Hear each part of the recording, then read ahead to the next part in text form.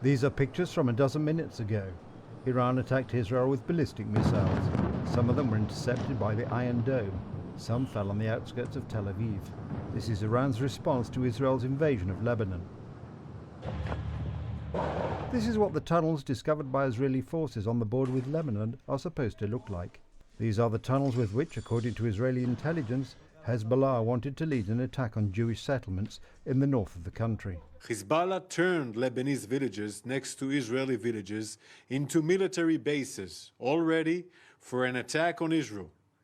Hezbollah had prepared to use those villages as staging grounds for an October 7th-style invasion into Israeli homes.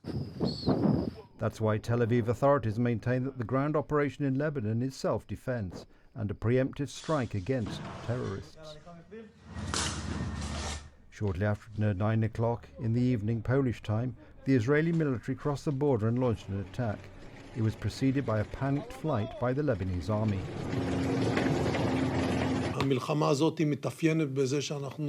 This war is characterized by the fact that we are fighting on 7 different fronts, something we have never done before, from Gaza to Judea and the West Bank, Lebanon, Syria, Yemen, Iraq and Iran.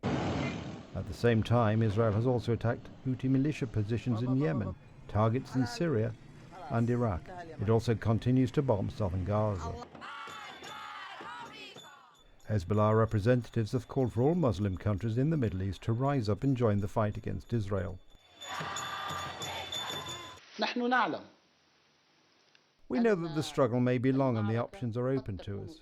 We will face every possibility. We are prepared. The resistance forces are ready for a ground clash. Concerns are growing about the possible full-scale involvement of Iran and Syria in the fight, which would draw a likely American response. I met with the Iranian foreign minister last week, and we had a detailed discussion. And of course, I was urging Iran to show restraint. According to experts, Iran may not have the conditions for an open war with Israel and, by extension, the United States. Likewise, Syria, whose army is still healing its wounds from the war with the Islamic State. Other than this protest and various actions, more in the verbal sphere, I don't expect that Israel can be effectively stopped anytime soon. This means that Israel has hit the moment when it can definitively deal with both Hamas and Hezbollah, with the tacit acquiescence of its allies and in the face of protests that do not directly threaten it. And that means southern Lebanon may be in for what's in store for Gaza.